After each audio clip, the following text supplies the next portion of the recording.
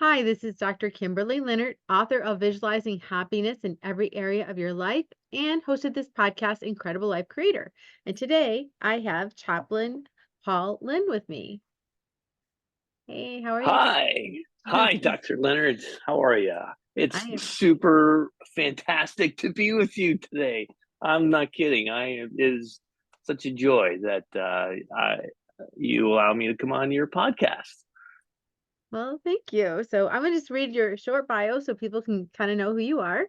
So Chaplain Paul Lynn retired as a qualified U.S. Army Family Life Chaplain, which is an above and beyond counseling skill identifier. He was a cohort leader of 8 peer chaplains in the 18th month, Masters of Marriage and Family Therapy at Texas A&M Central Texas with over 500 clinically supervised hours. Since graduating in December of 2018, Chaplain Lynn has provided thousands of hours of counseling, trauma, and marriage therapy, coaching, and training to military members, families, and now civilians. So I would love to hear your story. Tell us about you. Well, I absolutely loved being a United States Army chaplain, serving God and country. We would say pro Deo et Patria, which was our chaplain corps motto. I was a pastor for 4 years after seminary and working in higher education. Then um, I really felt a call to serve our soldiers in a time of war. And this was 2005, 2007. A retired United States Army chaplain contacted me through my church website and was attempting to recruit me. 2005 was pretty tough times for what was going on over in Iraq and Afghanistan. And I had a friend that I went to college with and seminary with who was over there. And kind of simultaneously, they were began talking to me, and I just couldn't shake the sense that I should do this, that I should go over there and be with them and serve God in this capacity as the United States Army chaplain. So that happened as an active duty chaplain in 2007, and then I retired on the 1st of August 2023. Um, Prior to that, I met my wife at college, and it, we have 5 children together. And she journeyed with me through this process. So a lot of tough things, a lot of having to deploy overseas to Iraq and Afghanistan twice with the 82nd Airborne Division and also with Special Operations. And got to serve those communities really well and stationed in a lot of different places. Fort Bragg, which is now Fort Liberty in North Carolina, and then up in Alaska, Colorado, in Texas. Obviously, that's where the Army sent me to get that additional master's degree, marriage family therapy. And then lastly, out at Fort Huachuca, Arizona. That is such a mouthful. And it's on the border of Mexico, hours south of Tucson, but a beautiful gem of a town, kind of a desert paradise, about 50,000 people, and a beautiful place with high mountain plains, 9,000 foot peaks right in our front yard. So, but I am now retired. I spent some time in the Air Force too, right out of high school. So I had my 20 years of active duty service and decided to hang up the boots. Mhm. Um, but as I was getting out of the Army, um, there were a series of really interesting events that came about. And this is why we're talking today. So the Army was looking to fill a very important void. So within our culture, and the Army is a microcosm of our great American macrocosm culture and the struggles of COVID and coming out of COVID. There's a lot of challenges with suicide in the Army. It's the highest it's ever been, and actually in our country today, that is the same. So, how to try to stop this, and I began writing a resilience curriculum um, from a variety of different sources that I thought would be kind of interesting. And then I found out the Army was doing some training in New York City in February of 22 on resilience. And I asked to attend. And I said, by the way, here's my slide deck that I'm training non-commissioned officers who were drill instructors there on Fort Huachuca. This is what I'm doing there. And they said, hey, tomorrow I want to get on a MS Teams meeting with you and talk to you about your stuff. And we did, and they loved my stuff, and they said, we want you to present here in New York City. And so chaplains from around the world, Europe and Alaska, actually, all from the United States, flew into New York City, and we had this really great time of training. They had professors from Yale and Duke and Columbia University there. And it was just an amazing time of transformation and teaching. And so 2022, they continue to have these events. And they said, we would like you to go on a tour with us, so to speak, because they wanted to take this outside of New York into various installations around the country, and also Germany. I actually ended up flying over to Germany and training to all the chaplains over there for the Army in October of 22. And so at the end of my time, my career, I asked permission from the United States Army JAG, the senior JAGs, the lawyers who were, they were civilians, but they're equivalent one-star generals. And they said, yes, you could. I asked them if I could turn this into a book. Mm-hmm. And they said I could. However, I needed to change the name and change the logo that I had my 16-year-old daughter create at the time. And so I did that. And then I wrote a book on resilience. And now it's actually what is called is a Building Strong and Ready Teams curriculum for the United States Army Chaplain Corps. So I'll be training chaplains who are going to train soldiers how to be maximally resilient through this book that I wrote right here. It's called Resilience Unlimited: How to Always Find Your Best Path. And so it's been a labor of love for a lot of different reasons, because on a personal basis, the United States Army chaplain would be called upon to have to give notification to parents whose son or daughter took their own life. And that is one of the saddest things I've absolutely ever had to do. I've had to do it for soldiers who were killed in combat. But to take their own life, that's like a different kind of grief. Mm-hmm. And I thought, gee, if I could be of any help. And every time I presented this, people were like, you really need to write a book. You really need to write a book. And so I'm so glad that you invited me on the podcast so we could perhaps help other people too and live an incredible life. I really believe we can live an incredible life.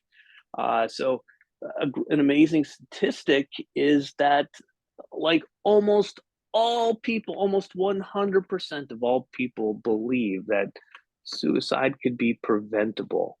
And but I don't want to just talk about preventing suicide. I want to talk about how to live an incredible life, right?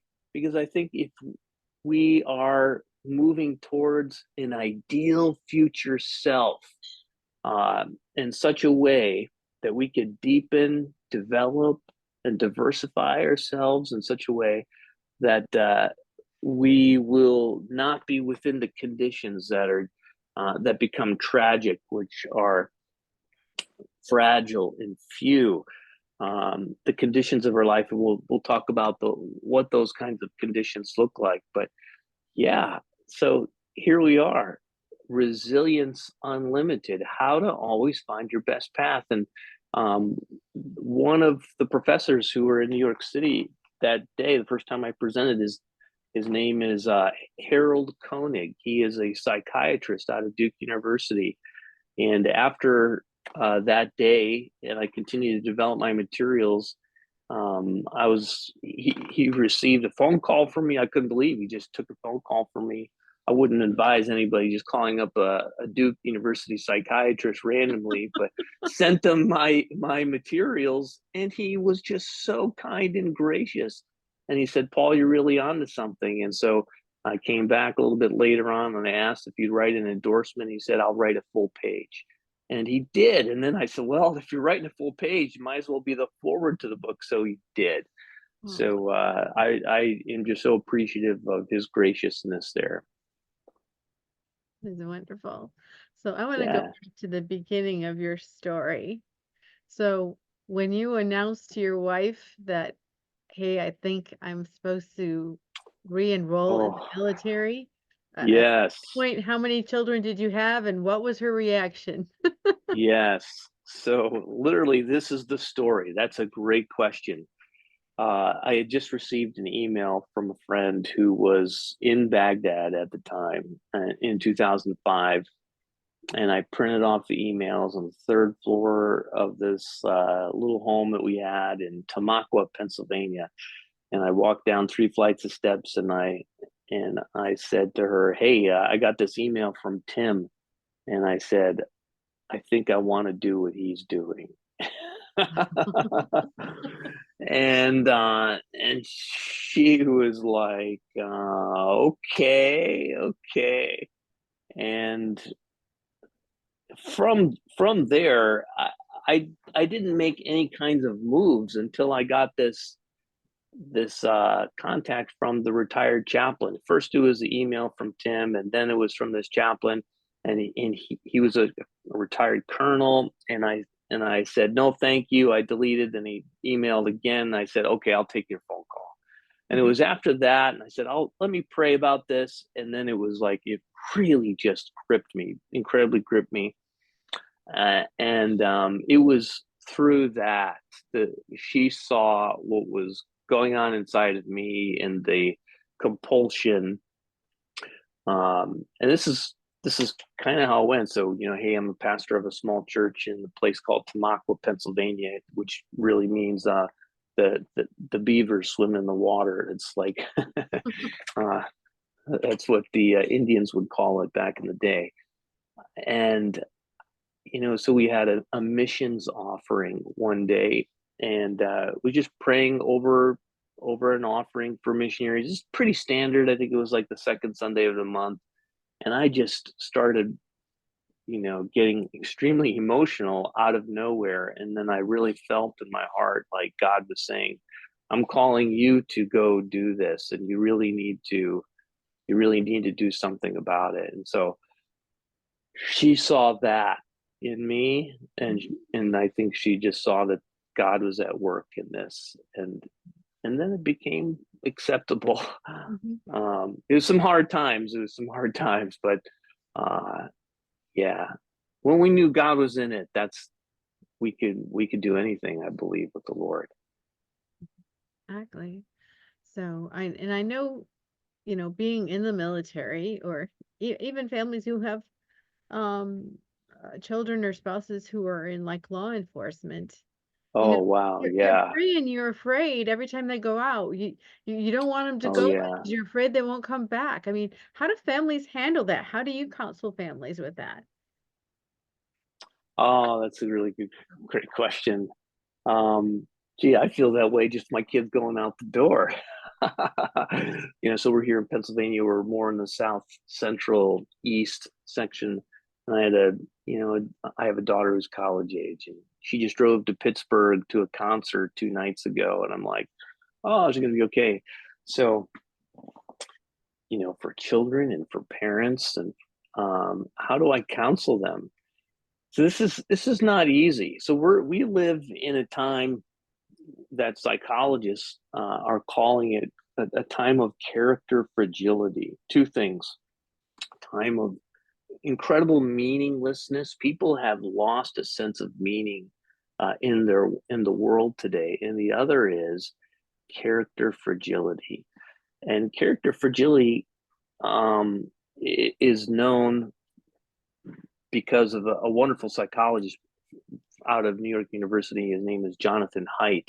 He just wrote a second really great book. I know it's a bestseller. It's called The Anxious Generation. And one of the reasons why our children are so anxious is not just because they've been living in this digital world and cell phones, but even prior to that, parents, we've heard the term helicopter pilot parents or helicopter parents, right?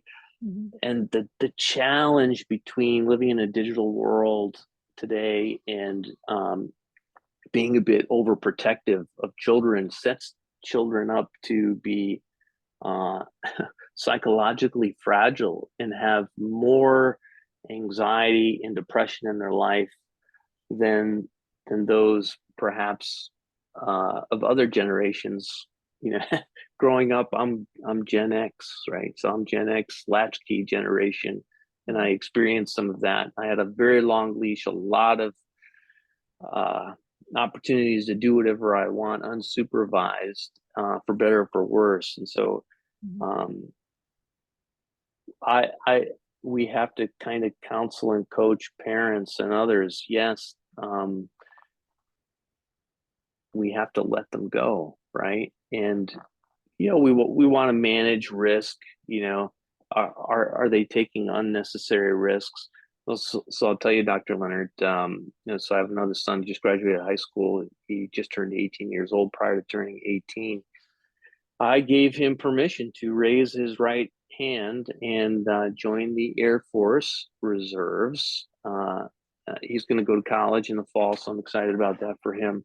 But just the fact that there's a very significant war on the other side of the planet with what we would call a near peer competitor. That's Russia that invaded Ukraine, and China and North Korea are supplying weapons to Russia, and NATO is in the United States is supplying weapons to Ukraine.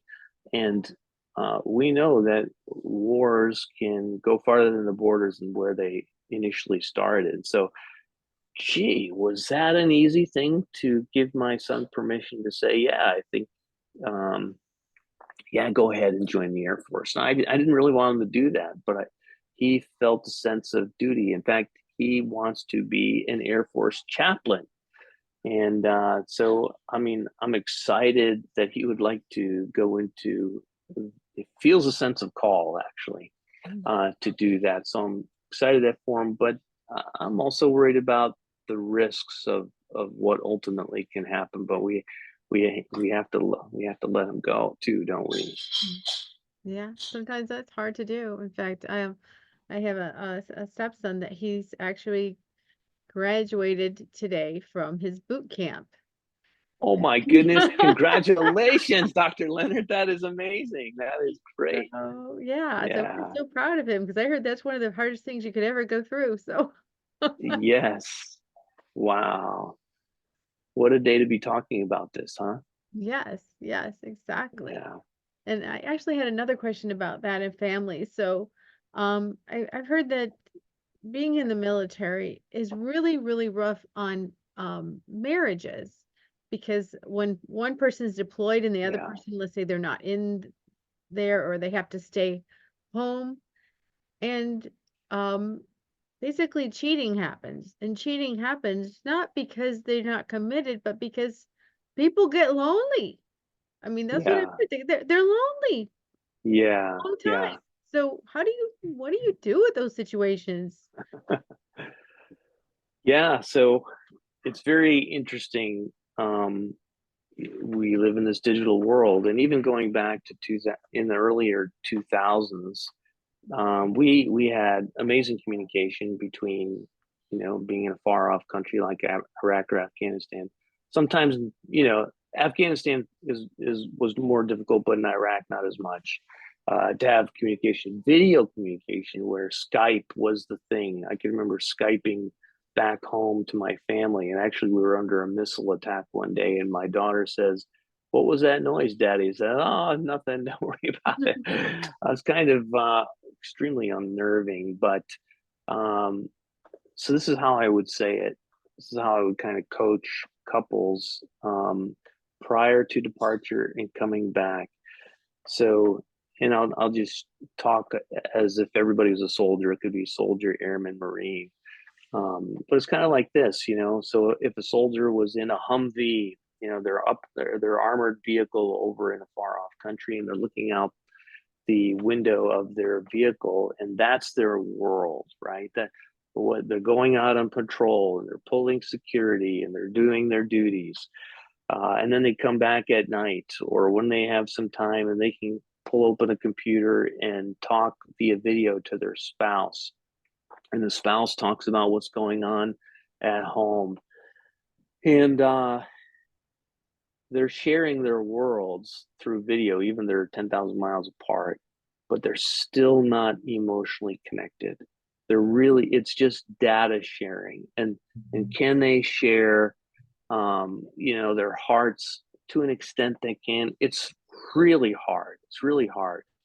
And so I tell them, you know, once the soldier comes back, and now you're in the front seat of your minivan, you're now looking out of the same windshield, right? And it takes a while for that integration to take place, and it could be really rocky. It, you know, there's a honeymoon phase when couples come back, but then there's real challenges with, you know, if it was dad's deployed and mom's home and mom has children, well, you know, mom's been what we call affectionately in the Army household six.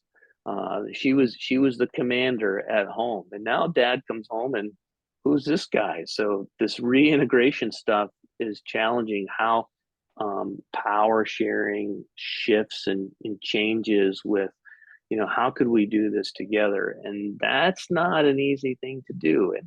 And that's the wonderful thing about having chaplains, to have couples come in and we can help them out through that process. But the loneliness factor is very real, whether they're on the other side in a far off country or the spouse back home.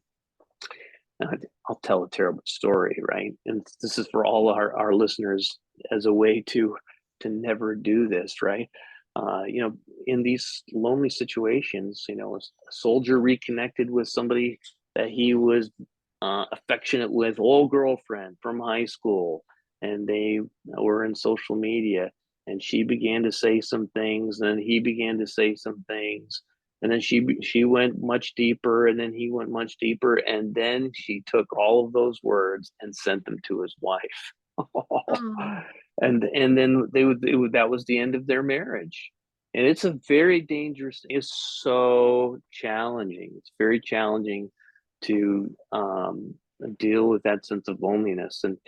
And how you do it, it really takes a resilient person to find their best path, whether you're here back at home or on the other side. So you have to build different kinds of conditions in your life, have several focuses. You have to know what you're going to do, build in routines to keep yourself occupied and focused, and have healthy relationships with a plethora of other people that can be in your corner with you, so we don't fall prey to those loneliness challenges. In places where people are, for example, living on a base, like the family's living on a base while someone's deployed, um, is there organized socialization for those families, or is there a meeting place, or how do they connect with other people? Because they might have been just plopped in even another country. Yeah, absolutely. And that's when we're the most vulnerable, right? When we don't have strong social networks around us where we could have people pour into us and stuff. Generally speaking, there is a two things. There's a process for new soldiers and families who are arriving to a unit. There is a representative kind of waiting for them on the other side, to be able to field questions for them and kind of take them around and help them out, point them in the right directions, and help them out with best practices, living arrangements, and things like that.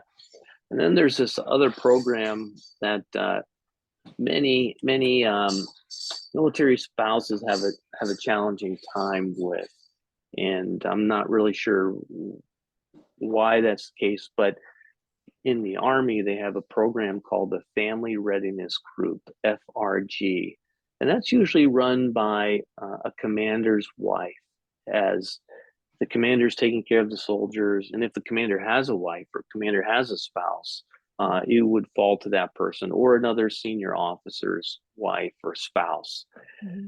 And then there would be regular gatherings of families, especially during a time of deployment, of coming together for like picnics and through the holidays. And there would be like a telephone chain kind of thing to make sure people are checking in, and if there were things that you can kind of call and get help. And they would provide a lot of resources. If you need something, go to this person or go to that office, and they will help you out. So the Family Readiness Group is what that was called. And a lot of times spouses had tough times for some reason, just kind of getting into that, but it was there for them. Mm-hmm. Yeah. Okay.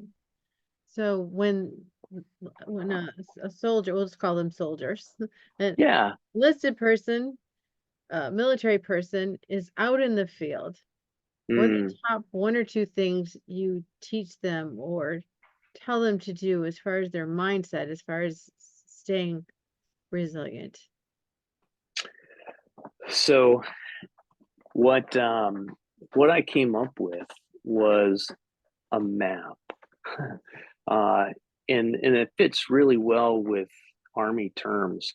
So in between who I am and who I want to be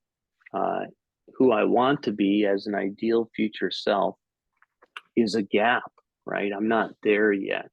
Mm-hmm. And so when we're separated from our spouse or intimate partner, our loved one, there's a geographical gap and an emotional gap, but there's also a gap of I want to be with that person as an ideal future self to get back to that person. Mm-hmm. So I created a map to close the gap.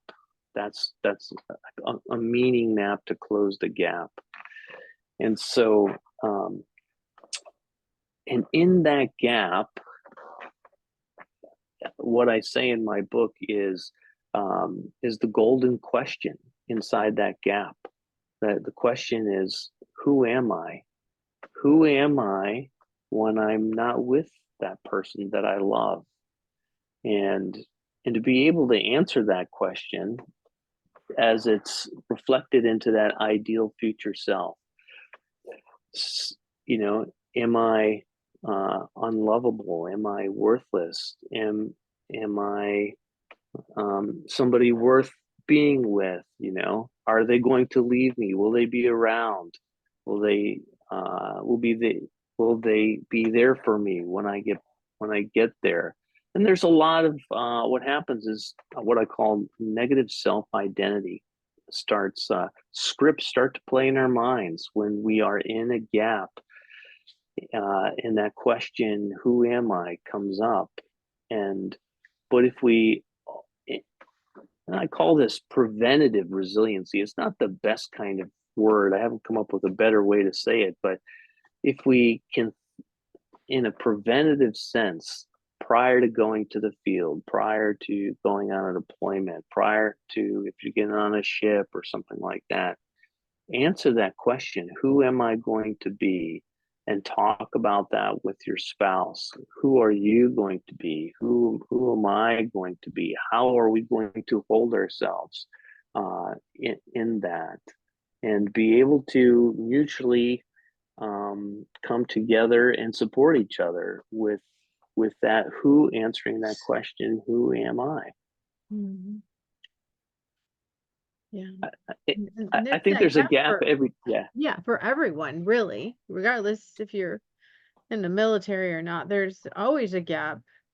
There's always a gap because we're who we are even right now if we ask ourselves who we are, but we all have aspirations and goals and dreams, and it takes a different identity, a different person to get there.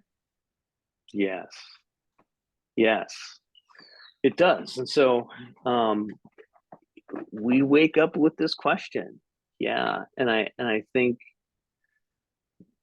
morally, ethically, spiritually. And so for me as a Christian, I answer that as a son of God, as one of God's son, one of God's children, as a daughter of God, as a son of God, where I know that no matter what, that God loves me and He's going to be there for me. And so there's ultimately three kinds of identities, and what we're just talking about, that ideal future self. It's kind of malleable, right? It could change. But the most important identity that doesn't change from my Christian worldview is that I'm always going to be a child of God. And I can always see myself that way. And with that, so the other two identities are my role identity as a husband, as a spouse, as a father, as a son to my mother, as a brother to my sister, as a colleague. So as a little league coach, all of these different roles, these are role identities. Mm-hmm. So today I cannot be a Paul Lynn without a Dr. Linert. I couldn't be a podcast guest without a podcast host. Mm-hmm. So my identity right now is a podcast guest to you as a podcast host. So this is a role that we're playing for particular purposes to help people to live their great life, right? We want that. And then the other kind of identity is, I call it psychological identity or meta identities. And that kind of goes to these scripts that we can think about ourselves. We might think about ourselves in this gap of, I'm not good enough. I can't make it. I don't have what it takes, right? So those are psychological identities or meta identities. It's how we think about ourselves. And the role identity and the psychological identities, those change, right? Those can change. But the spiritual identity, once we know who we are in God, for me in Christ, then I can manage my role identities through the moral, ethical, spiritual guidance, through my belief system through there, and also how I think about myself. So those three things are really, really important. And when I share that with chaplain colleagues or pastors, even therapists, they love that. That's so important to how to think about ourselves in identity formation. But the most important is that spiritual identity. Exactly. And I was thinking, they can kind of change. So, I feel very comfortable being the podcast host because Yeah. I've done over 400. So I feel very comfortable. But I was thinking of something. I thought, well, what are things I'm not comfortable with? The few times that friends asked me to go bowling, that identity is a rookie. I'm not good enough. Right. You know, Yeah. that Yeah. ball just keeps going in the. Yes. Yeah. I'm not really good at hammering nails and turning wrenches. I'm terrible at that. So when I fall into a gap of I have to do this, all of that stuff starts coming up. And so in Resilience Unlimited is okay. What other conditions around me that I can find support to deepen, develop, and diversify myself? How can I get better at this? How can I answer this question? Through different resources. maybe I don't need to do it. Maybe I can hire somebody out and I'm not going to have a very bad day because of it. Right. Yeah, exactly. Yeah, that's a good way to do it. But yeah, that gap is so real. So it's It interesting is that you can real. find it, really. We all talk about it, but you put words to it, and that's helpful. So there are a lot of other people who have to. So I'm going to give my wife some credit here. So I mean, a lot of credit. She also has a master's degree and then a doctor of ministry from Denver Seminary, and and her doctoral thesis, and it's a doctor of leadership. It's she calls it "How to Find Meaning in a Move." A permanent change of station move, because that becomes a gap. And I'll tell you, Dr. Leonard, you know, it's hard. Actually, statistically, it's harder for a family to pick up from one side of the country to go to another side of the country than it is for a redeployment uh, integration of a family, because if you're leaving relationships, you're leaving jobs, you're leaving a community. And so for folks who are experiencing transition through your podcast listeners, Mhm. it's finding as quickly as possible your purpose in life. You're making sure you have significant belonging relationships in life. And this is what I tell people who are in a gap, in a transitional gap. Really pour yourself into values driven routines. Values driven routines. Um, and I get this definition from uh, James Clear in his book, The Atomic Habits. And I listened to him on a podcast one day. I was like, what he just said was so profound. I pulled over to the side of the road and he said, and he's a best-selling author, values driven routines essentially get us the identity that we desire. So that ideal future self is going to come about as a result of the values driven routines. It fuels the machine of our purpose in life and our belonging in life.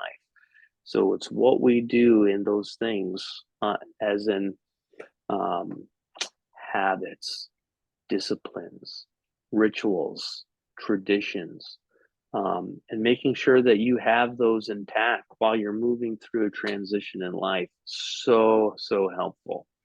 Um, because otherwise we're in the process of who am I until I get to the other side with a new job, with new peers, new colleagues, new friends, new community, and anxiety, depression comes up about that. So, at, from a psychological, educational point of view, this is the process we all go through. This transitions happen, and it's finding meaning as quickly as possible. And when we can't do that in the new job and new relationships, it's those values driven routines help out so much. So, what are some of your value-driven routines? Like, or do you have a morning routine? Some people have a morning practice. Some people have Yeah, something they do every day. Are there certain things you do every day? I'm gonna reach over. So this this I think I have it in here. Do I have my personal meaning map, right? So yes, there it is. I call it the Pathfinder Resilience Tool, the Pathfinder Resilience Tool, and people can download it from my website, Trek Unlimited, TREKK Unlimited.com. But so here I have my purpose in life, my significant belonging relationships, and my values driven routine. So uh, I have 7 that are like core, and that get me the identity that I desire. So uh, private and public worship. So I just want to spend time with God on a daily basis, a little bit here and there wherever I can, and then meet with God in church on Sunday. So and then I have PT, the old Army term, so physical training 5 times a week, and um, so that I have that, and then I have supportive acts of love for my wife and my kids. So how can I do that? So I'm retired now, but I have a 20 and 25 hour a week part-time job, and doing some therapy and for some people and some training and things like that. Uh, so I'm kind of my wife is the tip of the spear right now. She's an upper school dean working at a Christian school in Harrisburg, Pennsylvania. So she's working a ton of hours. So during the school year, many times I'm out getting groceries, filling the refrigerator, making dinner, cleaning up, and just the Johnny on the spot kind of guy, making sure that the ship is running. So supportive acts of love for my wife and the kids. And then I have connect with my top five. And so I want to give you a really great statistic. I think you like this, our podcast listeners would like this. So, hey, you want to live a totally amazing life, incredible life. We know that statistically, people who have 3 to 5 friends in life are happier, healthier, and live longer. Wow, that's a lot. Okay. So we're in a time of meaninglessness, which means people are struggling with loneliness. So Mhm. that's kind of hard. It's a lot harder today than it was, say, 10 and even 10 years ago, 20 years ago, not as bad because we weren't digitally revolutionized. A lot of great stuff about it, but we're still kind of in that pre-digital world. So 3 to 5 best friends, who could they be? And what I say is, could it be a mentor? Could one be a mentor? Could we look out and find a mentor? And one might be an intimate partner. And then 3 people. Could you have 3 people? And I call this your circle of trust, right? Who could you be vulnerable with? And here's definition of a best friend. Mhm. And from marriage and family therapy training and from the really great therapists out there, they would say this, that somebody who could say to you that I will be there for you. I will be there for you and I will have your back. And and when you share this, and this is the preventative resiliency stuff, so you can always, I call it finding your best path on your worst day. Finding your best path on your worst day. So if you have 3 to 5 best friends already kind of journeying with you, and so for me, it's connect with my top five daily and weekly. Do I that's that's a lot. I might talk to a mentor once or twice every 1 or 2 months. I don't want to. I only go to them when it's really, really hard. And I'll tell you, as I was, as I was retiring, driving from Arizona all the way to Pennsylvania, and my wife was diagnosed with cancer, and that was a really, really hard time. And the people that I called to were right here, my best friends. I have their names right here. Mhm. And I called them as I drove across the country, and they prayed with me.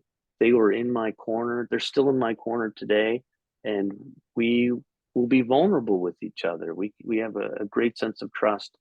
And I'll never forget from my mentor, he said some incredibly wise words to me that might not seem, too profound as I say them right now. But when we're experiencing this incredible unknown, what's on the other side of this? Is she going to make it? And all of that. And actually the question, who am I? Who will I be if she doesn't make it, Mhm. right? With this diagnosis, who am I going to be a widow?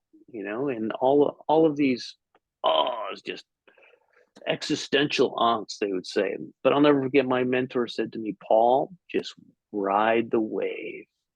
Just ride the wave. I was Mhm. like, what do you mean? He goes, it's a big, big wave. Just ride that wave. Just go with that wave. And I'm like, I could do that. I could do that. And for me, it was just profound and meaningful to me. And that's what I needed, a best friend, a mentor to say to me in that time. And so having that, as I talk about this meaning map to close the meaning gap, who's going to be there for me? Um, and in a preventative sense, when we can predict that we're going to have a gap, or when we can't predict when we're going to have a gap, they're going to be there for us. And then I have a date night on there once a week. And then, so about every month I update this because our life changes. Dr. Linert, I like to say, and I say it in my book, that our life is always in draft, right? Some great things might happen unexpectedly. And then, we get word that my wife has cancer. So, and then the trajectory of treatments and how to go about life and handle things change there. So, and then the next thing I have is just do nothing. Stop doing extra stuff, because I was like chasing after that ideal future self just a little too hard, Dr. Linert. And I have been running really hard. I've been running really hard, and now I just feel like, man, I just need to pump the brakes and catch my breath. And so now it's just kind of, I need to focus on a season of just kind of regrouping. And then the last thing I have here was, take a vacation. Right? I don't think We all need a vacation. we need a vacation. And you know what? People will just work and work and work without that, right? And we all need to do that. So those are my values-driven routines right now, but my life is always in draft. So next week, as I'm kind of reflecting in the morning, and I realize, wow, the landscape of my life is changing this way and this way. I might have to alter something to help myself to be more resilient, really, to always find my best path. Yeah. That's beautiful. Thanks for sharing that with us. So if people wanted to connect with you or find out about your book, how do they do that? Well, they could find me on my website, trekunlimited.com, TREKK unlimited.com. And that's the main way. I'm on social media too. So you can find me all different kinds of places, just all the normal places on social media. Yeah. Hey, well, great. So now I have a personal question. What Yeah. gives you the most happiness and fulfillment in your life at this point? So I just love to train people how to be the most resilient that they can be. I love to help them. I can kind of almost get emotional, right? So when I go back to my time in Arizona, and it was on a 4th of July where I got the call. I was the on-call duty chaplain. What does that mean? I carried an on-call duty phone 24/7 for 7 days a week. And I happened to carry it over the 4th of July. And 4th of July morning, I went for a hike with my wife, and I couldn't go too far into the mountains, but I got a call, and I had to deliver some terrible news on that 4th of July. And I thought, wow, these parents are just going to be so devastated on this incredible American holiday. And if I could help people to not get to that space. And I just want to tell you this one really quick story. So in the training, I say it in the book, I have a thought experiment, and the thought experiment goes like this. Say you had this amazing opportunity to go on the television show Survivor, and you're like, wow, I could maybe win a lot of money and be a little famous, and that could be just a really adventurous kind of experience. So you get on an airplane, you fly in this remote island in South Pacific, and you jump out of the airplane, you have a little backpack, and you get out, airplane flies away, and you look around, and nobody's there.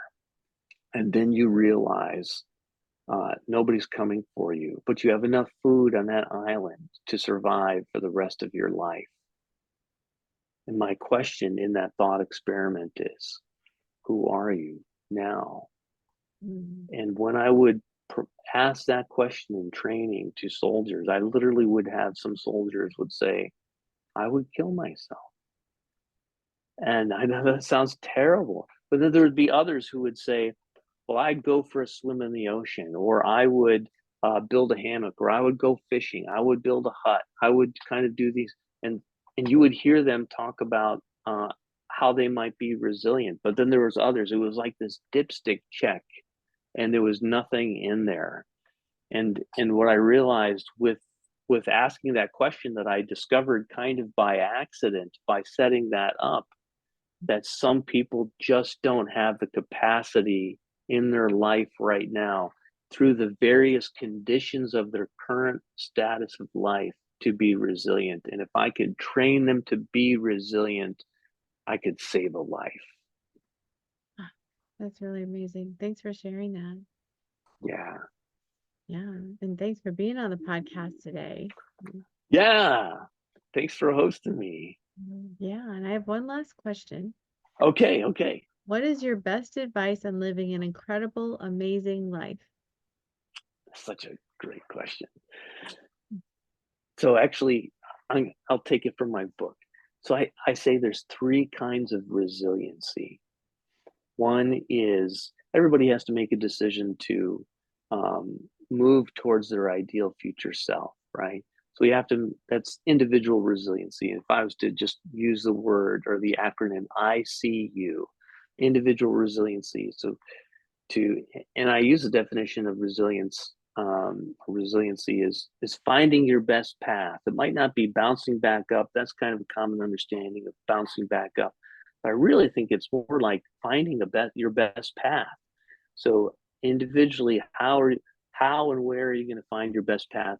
It's who and where it's going to find resources, and we're going to find that with. So the individual resiliency.